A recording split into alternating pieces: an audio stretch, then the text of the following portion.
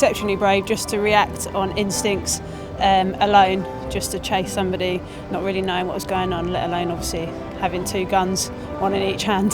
You don't realise what happens outside your own force, and when you read about what they've done and what they've gone through, it's fantastic.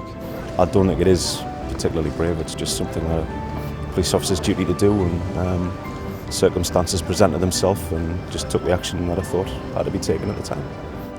I don't think he thought about his well-being or whether he'll be fine, but we're very proud of him.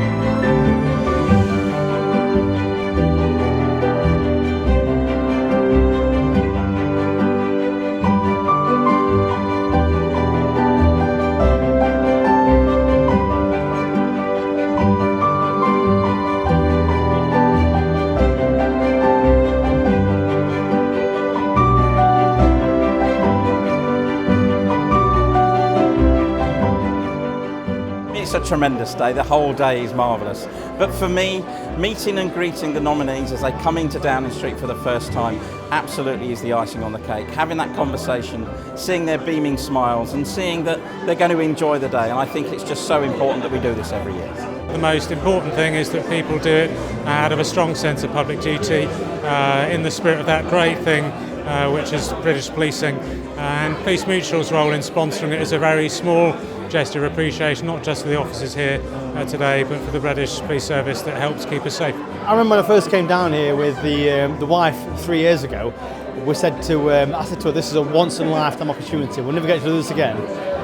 And to get nominated twice and to be here again is just amazing. Really proud, but he's not allowed to do it again. We've just sat out there where the Prime Minister's been doing the rounds, talking to all the officers, and they just asked me to come to this room. I thought, oh no, what have we done? And Auntie pulled the ring out and asked me to marry him. So I said yes.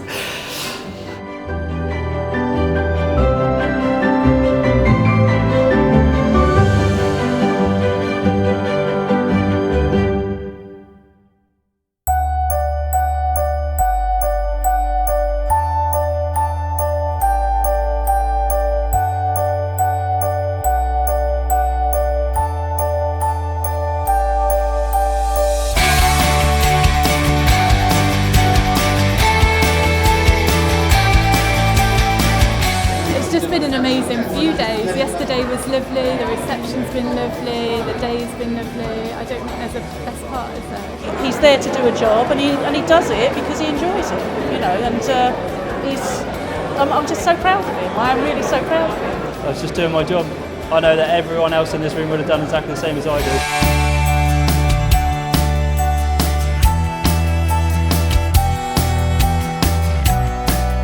do. Good evening, everyone. We can do better than that. Good evening, everyone. We had no reason to suspect that there would be a bloke tied up in the back of the car. We had no reason to think that the occupants would have access to firearms and drugs and would have a willingness to shoot at police. When you go home, you talk to your family about it. Like I said, I've got 2 young children. You look at them and you think, you know, what would happen if they were in the same situation? All I could see really, just a member public in need of help, somebody whose life potentially depended on my actions. It was probably, you know, the most touching thing that's ever happened to me in 15 years of being in the police, to come in and receive that letter out of the blue on a night shift. I nearly died. At the time, it didn't sink in, it didn't really hit me that it was that close. I didn't have any idea. Yeah, my life was probably in danger at some point, but at the time you're just doing your job and you just deal with the situation. I was obviously quite fortunate on the day that Pete happened to be over at March, but had he not been at March, it could have been me being dispatched on my own. And to know that she lived as a result of getting her out was probably one of the best feelings that any of us could have at the time. Also knowing that we did our job right. We all came out, we all went home.